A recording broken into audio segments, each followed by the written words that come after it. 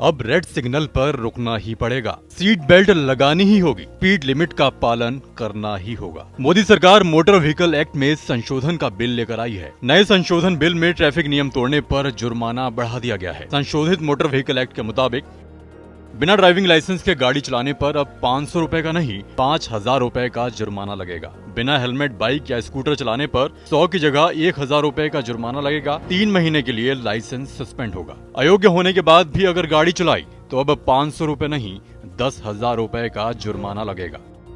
अवैध गाड़ी को चलाने पर अब 10,000 रुपए का जुर्माना लगेगा, जो पहले 5,000 रुपए था। शराब पीकर गाड़ी चलाने पर अब 2,000 रुपए की जगह 10,000 रुपए का जुर्माना देना होगा। लिमिट से ज्यादा स्पीड पर गाड़ी चलाने पर अब 500 की जगह 5,000 रुपए लगेंगे। खतरनाक तरीके से गाड़ी चलाने पर भी 5,000 रुपए का जुर्माना देना होगा। सीट बेल्ट न लगाकर गाड़ी चलाने पर अब 100 रुपए की जगह 1,000 रुपए का जुर्माना भरना होगा। फोन पर बात करते हुए गाड़ी चलाने पर 5,000 रुपए लगेंगे। इमरजेंसी सर्विस की गाड़ियों को रास्ता ना देने पर 10,000 रुपए का फाइन लगेगा। सड़क हादसे में जिस गाड़ी की वजह से मौत होगी उसका मालिक अपनी जेब से 5 लाख रुपए का मुआवजा देगा। किसी गाड़ी की वजह से हादसे में अगर कोई घायल हुआ तो इलाज के लिए 2.5 लाख रुपए देने होंगे। अगर नाबालिग के हाथ में गाड़ी दी तो गाड़ी का रजिस्ट्रेशन कैंसिल हो जाएगा। नाबालिग के गाड़ी चलाने पर हादसा हुआ तो गाड़ी के मालिक को दोषी समझा जाएगा, जुर्माना लगेगा और 3 साल की कैद होगी। मोदी सरकार ने बढ़ती सड़क दुर्घटनाओं पर लगाम लगाने के लिए मोटर व्हीकल एक्ट में संशोधन किया है। ट्रैफिक कानून को कड़ा करना इसलिए भी जरूरी है क्योंकि हम उस देश में रहते हैं जहां हर दिन औसतन 400 सड़क हादसे होते हैं और इन हादसों में औसतन हर 10 मिनट में 5 लोगों की मौत होती है। पिछले 5 साल से लगातार बात हो रही है कि सड़क हादसों को रोकने के लिए सख्त कदम उठाए जाने चाहिए। 1988 के मोटर व्हीकल एक्ट में संशोधन वाला बिल पिछली लोकसभा में भी आया था, लेकिन वो राज्यसभा में पास नहीं हो पाया। इस बार नई लोकसभा में फिर से इस बिल को लाया गया, लेकिन इस पर विपक्ष के कई नेताओं ने ऐतराज जताया कि रजिस्ट्रेशन और लाइसेंस को लेकर राज्यों के अधिकारों पर अतिक्रमण किया जा रहा है। इस पर सड़क परिवहन मंत्री नितिन गडकरी ने लोकसभा में क्या कहा, जरा वो सुनिए।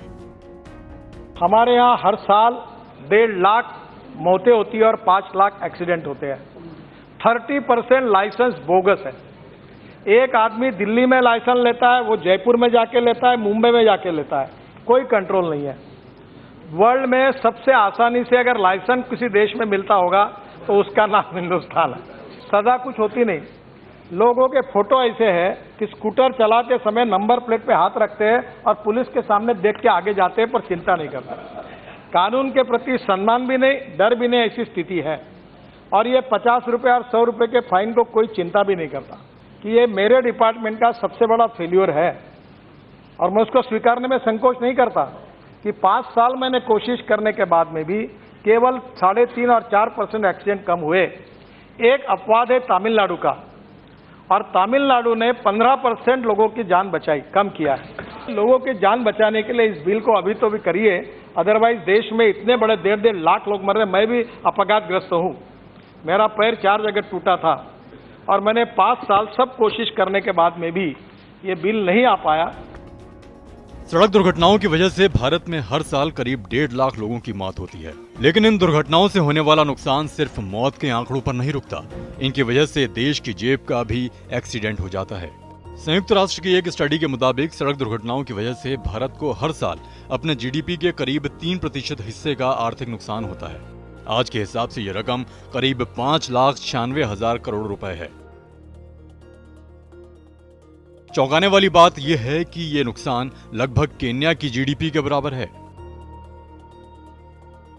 भारत में अब तक यही चल रहा है कि सड़क पर बड़ा हादसा भी हो जाए तब भी दोषी पर नियमों और कानूनों की मार नहीं पड़ती, क्योंकि भारत में चलता है कहकर आगे बढ़ने वाली मानसिकता है। नया मोटर व्हीकल कानून आने के बाद अब ये चलने वाला नहीं है। अब सभी को ट्रैफिक नियमों का पालन करना ही होगा, वरना सीधे 5 से 10,000 रुपए की चोट लगेगी।